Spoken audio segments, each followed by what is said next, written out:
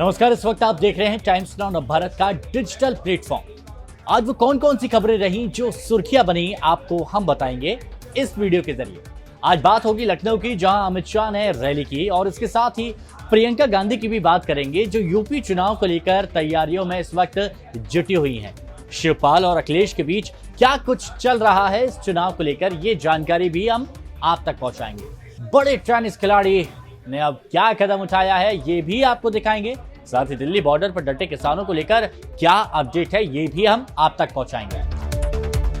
UP चुनाव को लेकर सभी पार्टियां इस वक्त ताबड़तोड़ तैयारियों में जुटी हुई हैं। गृह मंत्री अमित शाह का लखनऊ पहुंचने पर एयरपोर्ट पर मुख्यमंत्री योगी आदित्यनाथ, दोनों डिप्टी सीएम स्वतंत्र देव सिंह, धर्मेंद्र प्रधान, राधा मोहन सिंह ने भी भव्य स्वागत किया।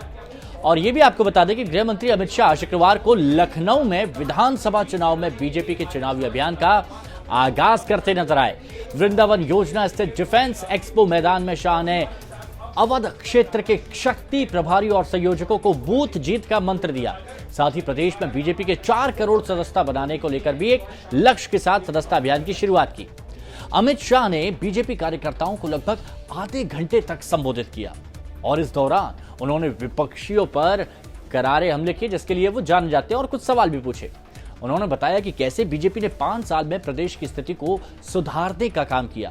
इस दौरान उन्होंने उत्तर प्रदेश में पार्टी की सदस्यता अभियान की शुरुआत भी की। शक्ति केंद्र संयोजक और प्रभारियों के सम्मेलन को संबोधित करते हुए उन्होंने कहा कि उत्तर प्रदेश के बीजेपी कार्यकर्ताओं ने संकल्प लिया है कि यूपी एक बार फिर बीजेपी 300 से अधिक सीटें लेकर आएगी। कांग्रेस महासचिव और यूपी प्रभारी प्रियंका गांधी उत्तर प्रदेश के ललितपुर पहुंची और ललितपुर में खाद्य संकट में जान गंवाने वाले 4 किसानों के परिवार से कांग्रेस महासचिव प्रियंका गांधी ने मुलाकात की। प्रियंका ने परिजनों से मिलकर उन्हें सांत्वना दी, उनका ढांढस बंधाया। इस दौरान एक मृतक किसान की पत्नी रोते रोते बेहोश हो गई, तो प्रियंका ने उन्हें पानी भी पिलाया। प्रियंका गांधी ने सभी किसानों के परिवारों का कर्ज चुकाने का वादा किया। प्रियंका ने सीएम योगी पर निशाना साधते हुए कहा कि यूपी सरकार पूरी तरह से फेल हो चुकी है हर मोर्चे पर। उसने किसानों को नजरअंदाज किया और अब बोरियों में खाद की कम मात्रा दी जा रही और दाम भी बढ़ा दिए गए हैं। साथ ही प्रियंका गांधी ने किसान परिवारों से मिलकर उनका कर्ज चुकाने का वादा भी किया। चुनाव की तैयारियों के बीच शिवपाल सिंह यादव भी अब एक्टिव मोड में नजर आ रहे हैं। समाजवादी पार्टी से अलग हुए शिवपाल यादव अमरोहा पहुंचे और अपनी पार्टी प्रगतिशील समाजवादी पार्टी के लिए परिवर्तन यात्रा की। इस दौरान शिवपाल यादव से सवाल गठबंधन को लेकर किया गया, तो शिवपाल सिंह यादव ने कहा कि अखिलेश ने नेताजी की बात नहीं मानी तो मुलायम सिंह यादव चुनाव प्रचार में उनका साथ देंगे। केंद्र सरकार पर निशाना साधते हुए उन्होंने कहा कि किसानों को अपनी फसलों का दाम तय करने का अधिकार नहीं है। सरकार रेल, एयरपोर्ट, टेलीफोन सबका निजीकरण कर पूंजीपतियों को फायदा पहुंचा रही है। युवा वर्ग की बात हो तो वो बेरोजगार है। डीजल, पेट्रोल से लेकर बिजली के दाम आसमान पर पहुंच गए हैं, कहीं कोई ध्यान नहीं दिया जाता। एक और खिलाड़ी की राजनीति में एंट्री हो गई है। टेनिस खिलाड़ी लिएंडर पेस टीएमसी में शामिल हो गए हैं। पश्चिम बंगाल की मुख्यमंत्री ममता बनर्जी की मौजूदगी में लिएंडर पेस ने गोवा में पार्टी का झंडा थाम लिया।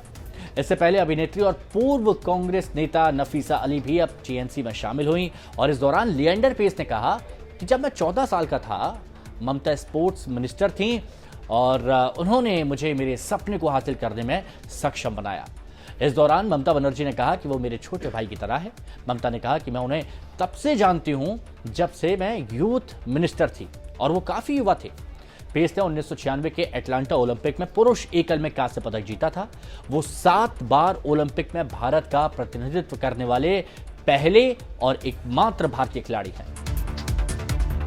दिल्ली हरियाणा में आने जाने वाले लोगों के लिए बड़ी राहत की खबर है और काफी वक्त बाद आई है ये। करीब 10 महीने बाद टिकरी बॉर्डर से दिल्ली पुलिस ने बैरिकेड्स को हटाना शुरू कर दिया।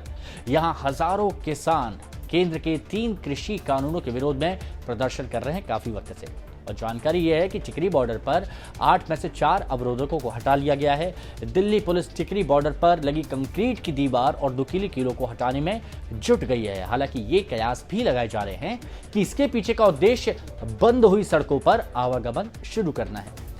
दिल्ली पुलिस के एक वरिष्ठ अधिकारी ने यह भी बताया कि फिलहाल अभी कोई ट्रैफिक मूवमेंट नहीं हो रहा है, बॉर्डर अभी बंद ही है, दिल्ली पुलिस ने बताया कि टीकरी सीमा और गाजीपुर सीमा पर इमरजेंसी रूट खोलने की योजना है और यह किसानों के विरोध के कारण बंद है। किसानों की सहमति के बाद सीमाओं पर लगे बैरिकेड्स हटाए जाएंगे। दिल्ली पुलिस कमिश्नर ने यह भी बताया कि स्थिति का आकलन करने के बाद ऐसा किया जा रहा है। तो ये थी आज की 5 बड़ी खबरें और ऐसे ही और भी कई जानकारी के लिए आप बने रहें टाइम्स नाउ भारत के डिजिटल प्लेटफॉर्म के साथ।